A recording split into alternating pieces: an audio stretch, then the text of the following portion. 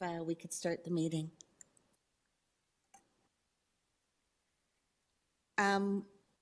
Welcome everyone to the meeting of the Audit and Finance, the Audit Committee for Monday, June the 10th. If you're able, please stand for the acknowledgement of traditional lands. We acknowledge we are hosted on the lands of the Mississaugas of the Anishinaabe, the Haudenosaunee Confederacy, and the Wendat. We also recognize the enduring presence of all First Nations, Métis, and Inuit peoples. Thank you very much.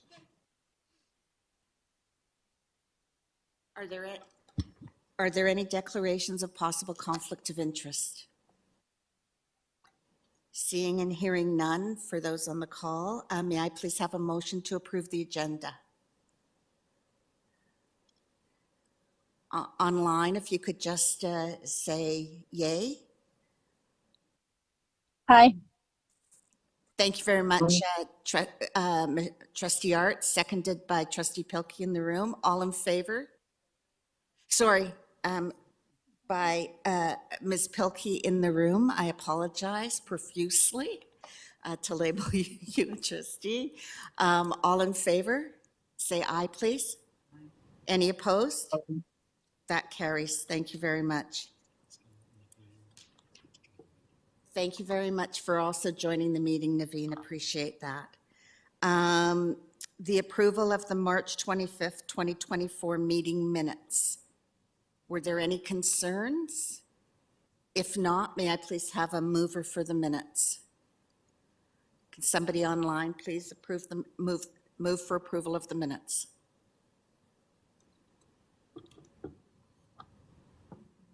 Thank you, Naveen. Seconder, thank you, Ms. Pilkey. All in favor, please say aye. Thank you so much. Are there any delegations? Thank you so much. Now we're going to go to our annual reports, item number 6.1, the audit insurance update, and Associate Director Zucker, who will be presenting. Thank you, and I will ask Tony Rossi to present this annual report. Thank you. Thank you, Ms. Zucker, and through you, Madam Chair. Just to give you a quick update, effective as of January 1st, 2024, the Toronto District School Board's annual insurance program was renewed. Consistent with prior years, the TDSB is represented in the insurance market by insurance broker called Aon Insurance. In terms of background, for January 1st, 2020 renewal, the TDSB experienced a significant increase to property insurance premiums, and the increase arose from a significant natural catastrophes largely related to flooding across Canada in 2017 and 18, and closer to home, the two major fires TDSB experienced in May 2019 for Jones and for YMCI. Despite continued losses across Canada in 2020, mainly due to hailstorms resulting in the fourth highest losses since 1983. Over the past few years, the TDSB's favorable loss experience, continued efforts in risk management, and increased capacity in the insurance marketplace have resulted in more competitive pricing. The 2021 to 2024 annual premium chart shown in the report provides the overall decreasing trend in total insurance premiums over the last 4 years, and a savings of approximately $562,000 this year. Rather than go through all the lines, I'm just going to highlight the lines of insurance with the most significant changes, and I'm going to start with the property insurance renewal. So for property insurance, the renewal premium is $6.95 million. And although the 2024 property insurance values increased by 5%, the overall premium still decreased by $625,000. or 9%. Insurance is placed through Lloyd's of London and various domestic markets who maintain different percentages of risk. And similar to 2023, the insurance premium includes approximately $100,000 for risk control services in the form of property inspections. In 2023, 18 property inspections were performed, and the same number of inspections are expected in 2024. For commercial general liability insurance, the liability renewal premium For the primary layer of 5 million increased by 145,000 to 2.63 million. Since the 2022 general liability coverage has been provided by AXA XL, and following an insurance marketing exercise in 2023, AXA XL agreed to a new 3-year agreement with premium increases of 7.5% annually, starting with the 2024 premium year. The excess liability insurance policy with a $19 million limit, which brings our total limit to $24 million, is insured through the Lloyd's of London and QBE Canada, and the premium remained unchanged from prior years. For automobile, the renewal premium is $595,000. Following a marketing exercise, TDSB switched coverage from QBE Services Inc. This is the first time we switched automobile coverage to Aviva Insurance to cover the current fleet of 847 vehicles.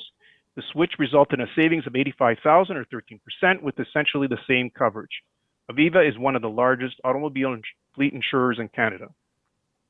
The board continues to undertake significant risk management initiatives to improve driver safety and training, including the continued use of telematics, driver safety handbook, and a driver safety review committee that meets on a consistent basis to discuss automobile incidents. In addition, Aviva Insurance will be providing a risk inspection review and support risk management initiatives. And finally, for network cyber privacy, the renewal premium is $199,000. The insured value remains at $5 million, and the deductible also remains at $1 million. There was a $2,000 decrease in rates. The hard cyber insurance market is showing some signs of softening, although it continues to be challenged by adverse ransomware losses that continue to increase. And during the 2024 insurance renewal, the TDSB chose to maintain its current coverage and deductible with AIG.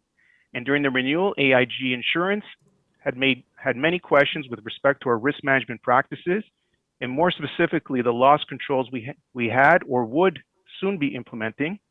And in response to this favorable discussion, AIG increased our ransomware coverage from $1.5 million to $2.5 million, in addition to offering minor premium savings.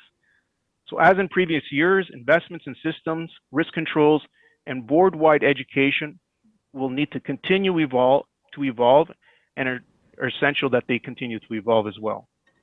If there's any questions, I'd be pleased to respond to them. Thank you very much, Mr. Rossi. First up is Trustee Arts. Thank you, through you, Madam Chair. So I have two questions. One is about the deductible on the main policy, the deductible of $5 million for the property renewal premium. I know that went up. I know after the fires that we had significant struggles with gaining insurance and climate at the time, and both the premium and the deductible increased significantly. But could we expect that deductible to work its way down by having a favorable internal climate? Mr. Rossi? Through you, Madam Chair. Yes, every year we talk about with our broker, we ask, does the market interested in decreasing the deductible? Of course, we always look at the deductible in line with savings as well, and what that deductible costs, because often what you find is you don't want to be just buying your own losses back. So we do ask, but because of the way the market was, they still weren't ready to provide many deductible options, or any, matter of fact. But we think this year, we're starting to get closer to, we had a number of subscribers on our program. We're now getting closer to perhaps even moving to one insurer. Excuse me. And if that happens, we could potentially be in a position maybe where we have a more favorable deductible and a lower premium. So that's ultimately what we're looking for, is a lower premium and a lower deductible, a best of both worlds if that's possible. And we think the market is softening. So far, our claims experience is showing signs that it's positive. It's going in the right direction. And the risk reports, inspection reports that we've completed have gone over well, and we have some recommendations. We're all responding to those. So hopefully we'll be in a positive position to do that. Anything further? Yes, yeah, that would be great, because, I mean, the paying out the deductible from our perspective in terms of, like, trying to work with the ministry on funding and rebuilding these things is not always easy or agreeable. So, you know, having that covered would be awesome. The other one was on cybersecurity, and this is maybe not related to the policy itself, but there have been, I just attended a workshop on cybersecurity risks that some boards, like ransomware attacks that some boards in Ontario have experienced fairly recently, and the issues, but there didn't seem to be much in the way of support from the ministry to help boards harden their networks and get to a position that would be create a more favorable insurance environment. So do we know, maybe this has to go back to other staff, but is the ministry actually in helping boards, like investing in that hardening of networks and the cybersecurity piece to prevent the ransomware in the first place? Mr. Rossi? Through the chair, maybe I'll revert this question to Ms. Zucker or Peter? Mr. Snyder. I'm not sure what the ministry's position is. Sorry. Yeah, and thank you, and through the chair, currently we haven't been receiving any funding related to providing us with additional resources to protect ourselves, or with regards to any ransoms. Those boards that have received ransoms and have paid them have done so through their reserves or their operating budgets. And with regards to even providing professional development, we have not received anything really from the ministry in that way either. Surprise. Okay, thank you. Thank you very much. Ms. Pilkey, your questions? This is on. Thanks very much. Through you, Madam Chair, to staff. I just have a couple of questions or points, I guess. The insurance premium, including the $100K for risk control services in the form of property inspections, there are over 600 properties at the TDSB. Is this really a great use of money, or is this, like, it seems to me reviewing 18 properties isn't exactly going to be able to mitigate your risk in this area. So is the program set up in such a way that whatever comes out of these 18 inspections is then applied across the system, or is it kind of localized, and how do they select them? Through you, Madam Chair. That's a great question. Well, what we did in the past is we actually paid on our own to have inspections performed. This was prior to the current insurer. This insurer now, as part of the softening of the market and the understanding that most insurers now are now looking for insureds that actually have risk managed programs, not just relying solely on insurance to pay for all their losses. So they are making investments in loss control insurance companies. It's not unusual. So with this program here, is they've actually offered, I believe it was 80,000 inspections, part of their, you kind of use it or lose it sort of thing. So it's part of their offering of their coverage. It's not that we're spending the money, it's part of their offering. And so we're, of course, we're taking full advantage of their offering and trying to use up the full 80,000 or 100,000 to do the property inspections. And yes, I think because all the recommendations go through our facility services department, a lot of them have to do with facility services, not all of them. And when they do, they're shared with Ms. Pachetti's team, and they get shared. And I'm assuming they also would look at all these recommendations as well and consider them at other schools as well, because some of them would probably impact a number of, if not all, our schools as well. So I think this is a very good use. It really raises the level of risk awareness when it comes to these different inspections and what's going on with our properties, and perhaps even creates some kind of consistency in the way we're addressing them. So I do think it's a very valuable service, and they will be looking to us to say, hey, have you done these recommendations? And of course, that's one thing we're working on right now, is to work on those recommendations to show that, yes, we take these things seriously as part of our risk management program. All right, thank you. I do have another question. Please. It's on the network cyber privacy renewal premium. I would ask, through you, Madam Chair, that staff consider in the future that this part of the report be held in private. I'm not sure announcing to bad actors how much ransomware coverage we have is really, that the school board has, is really a great idea. So perhaps in the future, this part of the report you might consider doing this in private, because I'm not sure that this is the type of information we should be sharing with the general public. It's great that we have this insurance, but maybe the details of it should be kept to the private agenda in the future. So that would be my suggestion through you, Madam Staff.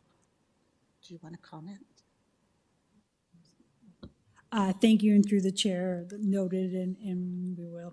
Thank you. Thank you. Are there any other questions on this item? Hearing and seeing none, can I please have a motion to receive? Thank you. Trustee Art, seconded by Ms. Pilkey. Sorry. No problem. All in favor, say aye, please. Those online, please say aye. Aye. Thank you. Any opposed? Hearing none, then that passes. Thank you very much, Mr. Rossi. Thank you. Chair Laskin, I just wanted to let you know it's Rachel Cherneslin, Trustee Cherneslin. Yep. I just want to let you know that I'm here. Thank you so much for letting us know. Appreciate it. Next on the agenda is the series of internal audit reports. First step is the Internal Audit Department and Engagement Status Update from June 2024. Associate Director? Thank you, and I will ask our Controller of Finance and Enterprise Risk Management, Stephanie Harris, to present this report, please. Good afternoon. Through the chair, given we are late in the fiscal year, this report is fairly brief. There are only 2 engagements planned for the 23-24 audit program, which have not been reported back to this committee yet. The first item is the school's specified procedures report. This audit work is complete and will be presented later in today's meeting as part of agenda item 7.4, which is the school generated funds audit report agenda item. The second outstanding engagement for the internal audit team is relating to school operational audits. This year, 23 schools were selected for operational audits, and a report detailing the results of these audits will be presented at the fall meeting of the audit committee in September. At this point, good progress has been made with these audits. 13 have been fully completed, and a further 7 have had recommendations issued to the schools. I am happy to take any questions from the committee at this time. Thank you very much, Ms. Harris.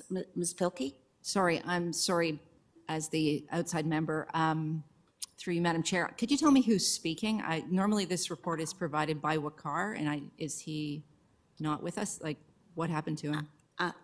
I'm sorry, I thought that Associate Director introduced Ms. Harris, but please explain. Thank you. So thank you, and through the chair, as the committee may recall, Wasif Hussein has he's been seconded to the ministry for the year. So Stephanie Harris, who's our Controller of Finance and Enterprise Risk Management, is helping to oversee the staff and taking on some of the duties from Wasif. Thank you for that clarification. No problem. Were there any questions? Apologies to Wasif for saying his name wrong. Were there any questions? If not, may I please have a mover and a seconder for receipt? Thank you, Trustee Art, seconded by Ms. Pilkey. All in favor, please say aye. Aye. Any opposed?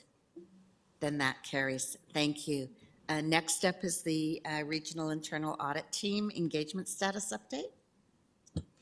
Thank you. Through the chair, I will look to our Regional Internal Audit Manager, Paula Hatt, who's online. Thank you. Through you, Madam Chair, this is our usual report that provides you with an update on the status of planned regional internal audit team engagements and other things that we're working on or that we have planned. Our one pager is on page 19 of the agenda package. We are working to finish the 2 engagements from last year's plan. We did hold the closing meeting for the incident reporting engagement and shared the draft report with management. We did get some additional information, so we're currently updating the report, and we will provide it back to management for the formal response.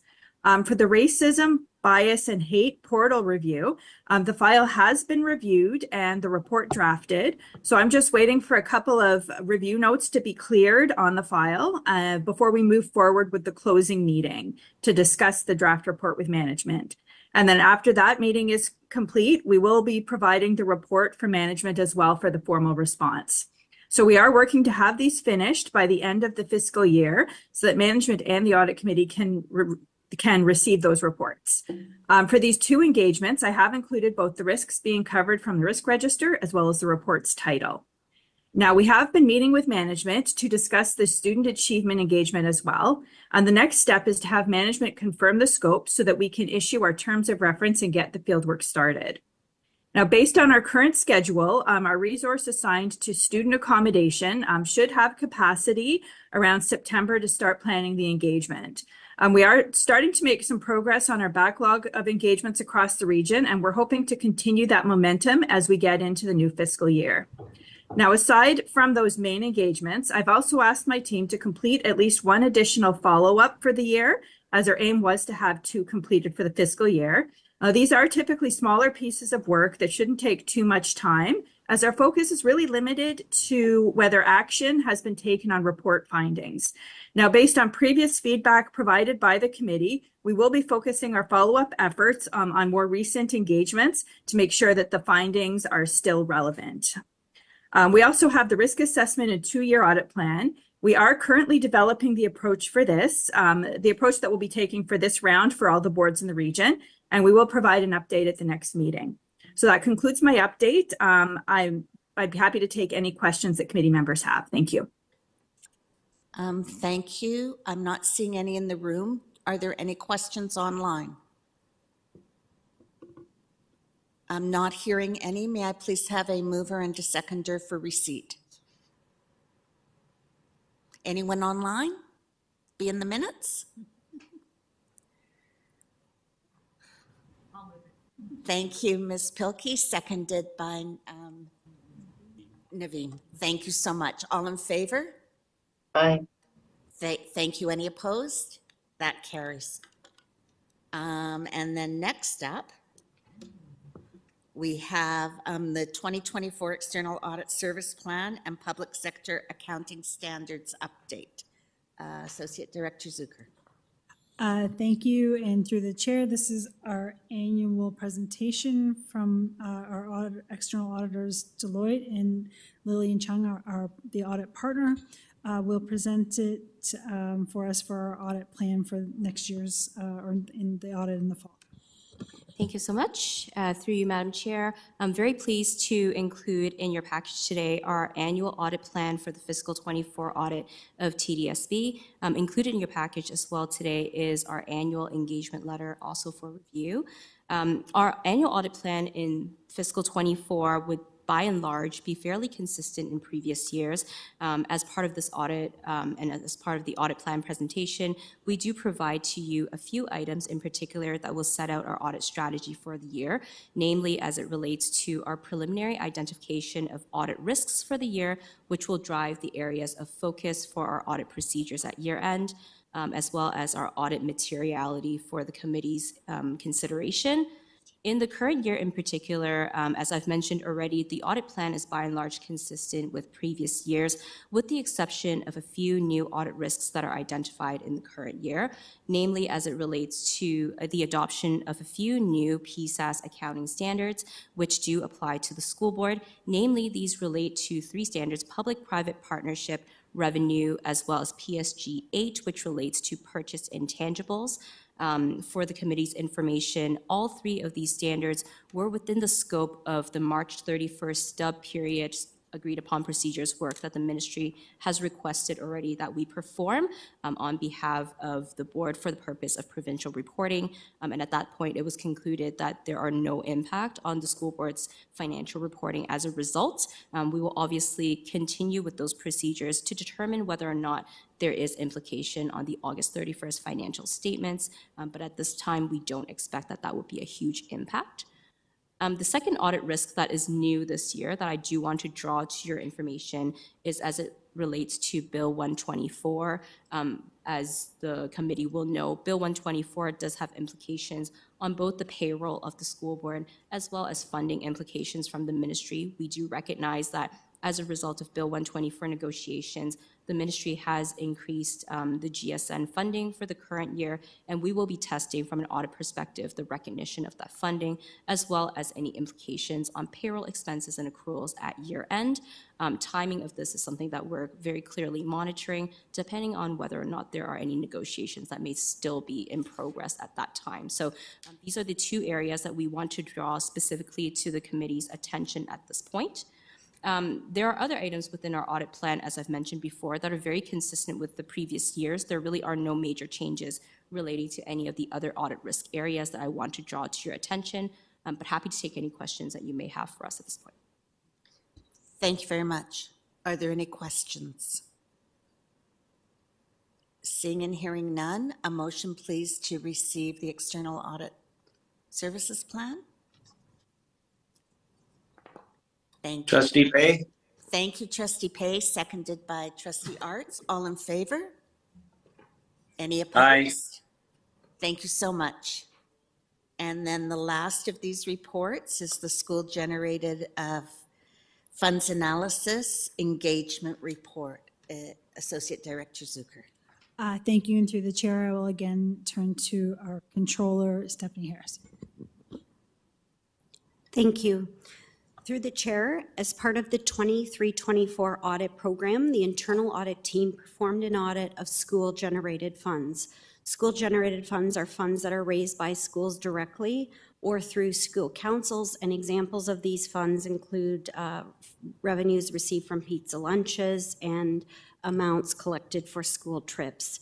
The purpose of the audit was to identify opportunities to improve control procedures surrounding the handling of this revenue. And just for reference of the committee, last year's school-generated fund revenue was approximately $32 million. The audit work focused on the two biggest sources of revenue, which is excursion fees and secondary school activity fees, or sometimes known as student fees. With respect to excursion fees, the internal audit team used the excursion management system, which is used to electronically track approvals for students to attend school trips, and they used it to set an expectation for how much revenue should be recorded. During the audit, the team noted that this system was not consistently used at many schools and recommended that strategies be explored to increase the use of this electronic tool, which management has agreed with. In addition, there were two schools identified where excursion deposits were lower than expected, and a reasonable explanation for the difference was not provided by the school. Internal audit has expanded the scope of the audit work at these schools to include all revenue sources, and they will report back any key findings once this additional work is completed. With respect to secondary student activity fees, during the audit of these fees, it was noted that there were a wide variety of methods used to track how the fees were collected. In some cases, schools provided manual receipts. In other schools, the funds received were tracked on a spreadsheet. The internal audit team has recommended that clear guidance be provided to schools so that the manner in which these funds are tracked and reconciled with deposits would be clear and consistent for all. Management has agreed with this recommendation, and in addition will reinforce the use of school cash online through KEV to collect these fees so that the collection of cash and checks at school sites is minimized. And finally, as part of the audit, the internal audit team also made recommendations about unreconciled deposits and modified entries. And both of these are situations which can potentially represent situations where misappropriation of funds could occur. Management currently the team currently reviews all unreconciled deposits and has agreed that the enhanced reporting suggested, which would allow modified entries to be more easily identified, should be explored with the software vendor to make this review easier. And then finally, as part of the audit, internal audit also made recommendations about situations where schools cleared deficits in categories through the use of manual journal entries. And an example of a category is yearbook sales. And in general, the expectation is that revenues in a category are sufficient to cover the associated expenses, so there is no deficit. However, it was noted during the audit that there were occasions where there were deficits and they were cleared using journal entries. Management has agreed that there should be clear procedures identified to schools to help them understand when it's appropriate to clear deficits and when it's not appropriate, and has agreed that financial support officers will help the schools to review deficits and work with them to identify how they arose and to assist in resolving them. So in summary, you can see that the audit revealed a number of opportunities to enhance existing control procedures in place at schools associated with school-generated funds. And if there are any questions from the committee, I would be pleased to take them now. Thank you, Ms. Pilkey. Thank you, Madam Chair, through you to staff.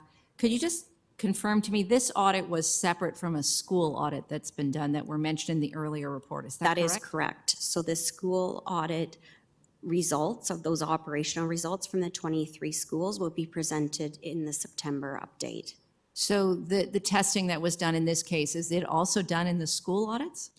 No, this testing focused exclusively on the school-generated funds. So that is not tested in the school audits?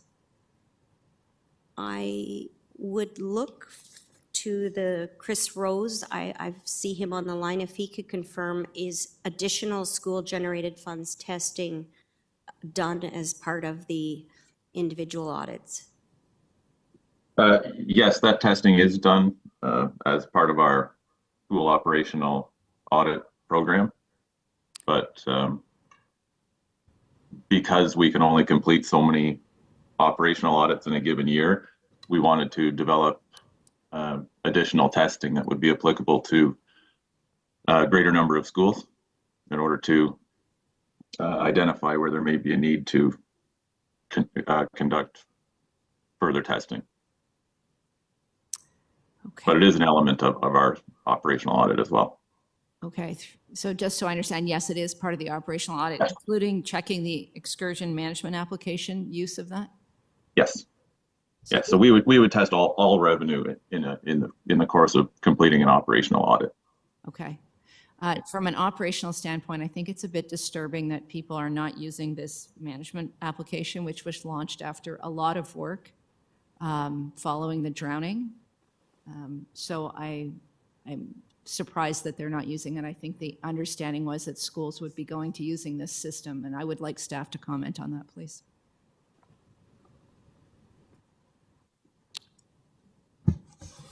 Through you, Madam Chair, we, like Ms. Harris said during her presentation, we do fully ask the schools to do it.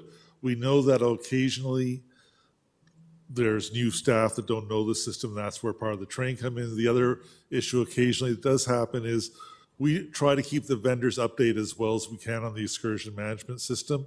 But if the school wants to go to a particular vendor that's not part of the system, then they sometimes go outside the system to do it, to get it for the students. So there is a challenge at times that they want to go to something unique that isn't one of the vendors that we've pre-approved through the excursion management system. And so they may go and use that vendor. They still should follow the process of the excursion management system, that they're doing all the communications with parents, they're getting the approvals from parents, they're checking to ensure that insurance is right with our risk management department, and all the other processes, but they may step outside the excursion management. We don't like it, and we're trying to improve that, but those are some of the cases where it may happen. All right, through you, Madam Chair, I think that was part of the point and the issue. What the time, and I'm looking to people who are still trustees, was to ensure that schools didn't do that, given the unfortunate result, the Jeremiah Perry adventure that was so terrible. So I hope that staff are looking at that seriously. Yes, and through you, Madam Chair, we will follow up and continue to broadcast that it is the proper way to do it, and we'll make sure that training's in place for new administrators. Thank you very much. If I may pass the chair to you, Trustee Arts. Go ahead. Thank you very much. Just to follow up on that, my understanding is if a school chooses an excursion that's not a vendor of record, that the superintendent must sign off. Is there any accountability on the superintendent's part then to follow up in terms of the fees issue and the system being tracked? Through you, Madam Chair, to staff. Through you, Madam Chair, I've been away from the excursion management system for a little while. I'll ask Mr. Rose if he's aware of how the excursion management system approvals work right now for the situation that the trustee identified.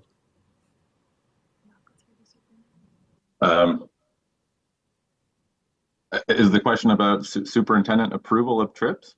Yeah, so the question was through the chair was if a vendor is not a vendor of record with the excursion management system, is the superintendent approval required? Just to clarify, I thought the superintendent's approval was required for all trips, period, all excursions, regardless of whether they were vendors or not vendors. So I just wondered what the accountability follow-up was, and if that's something to raise. Through you, Madam Chair, to staff. Through the chair, I think we should take that away just to clarify the answer and provide that detail. I'm not sure with the introduction of this process, if it's a vendor of record, if that approval is required or not. So we will take that away for sure and provide more information. Thank you very much. And just to follow up on I guess on all of these processes, because I know you've only checked for a couple, but I know we have many new principals, but I also would appreciate, through you, Madam Chair, to staff, that there be some accountability at the superintendent level, because there shouldn't be, as you read through the report, there are, hundreds of thousands of dollars in some instances that have to be followed up on, and I don't understand how that can continue to happen. They should not be accepting cash, except in really extenuating circumstances. So I think there has to be some controls put in on what really should be happening at the local school level to make everybody's work easier. Through you, Madam Chair, to staff, I just leave that comment. Did anyone else have any comments on this item? Thank you, Trustee Arts. Please go ahead. Thank you.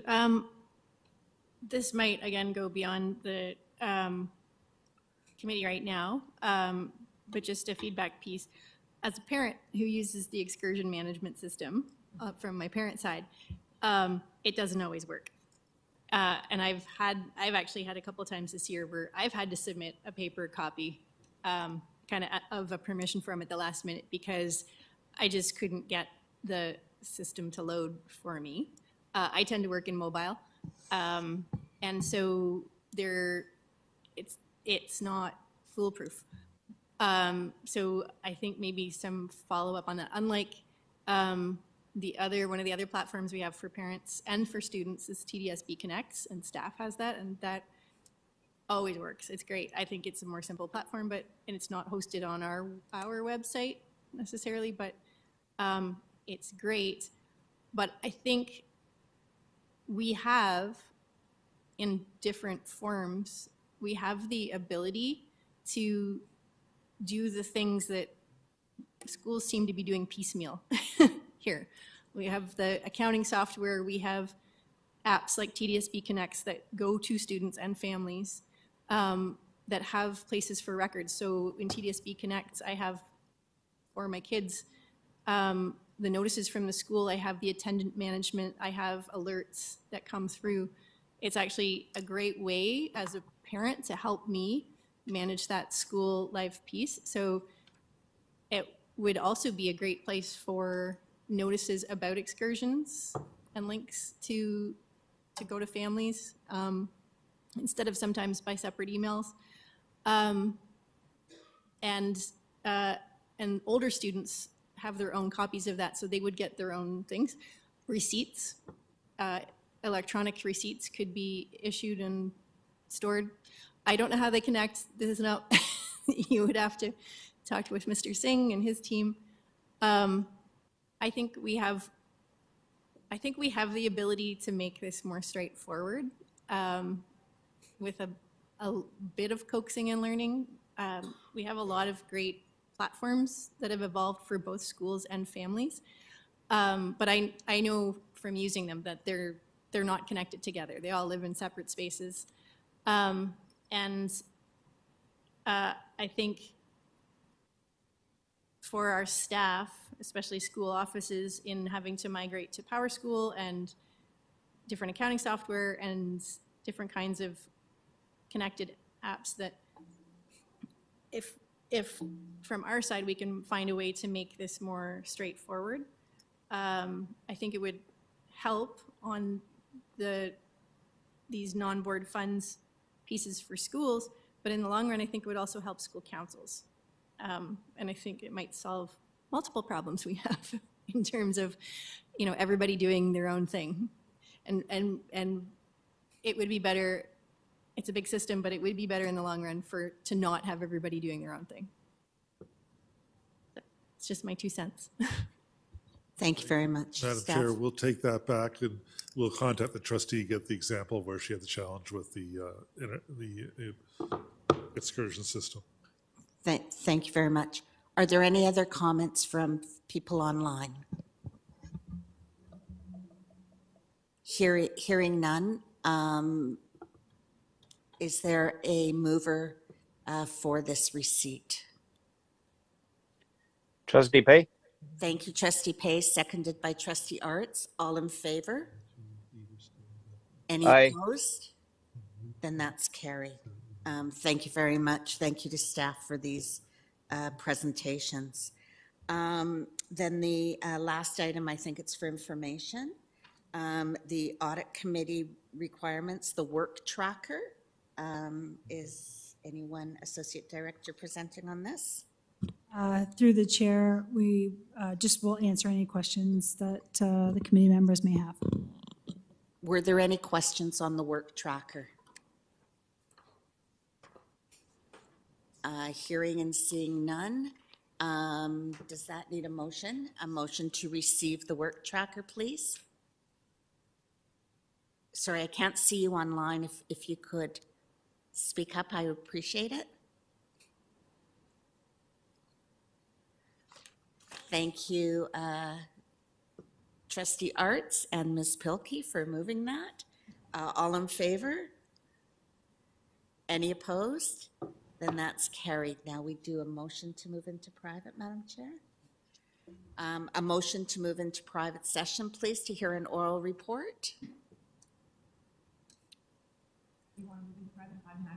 Thank you very much, Ms. Pilkey, seconded by Trustee Arts. I don't think anyone online is, can you go to the screen so we see actually who's online?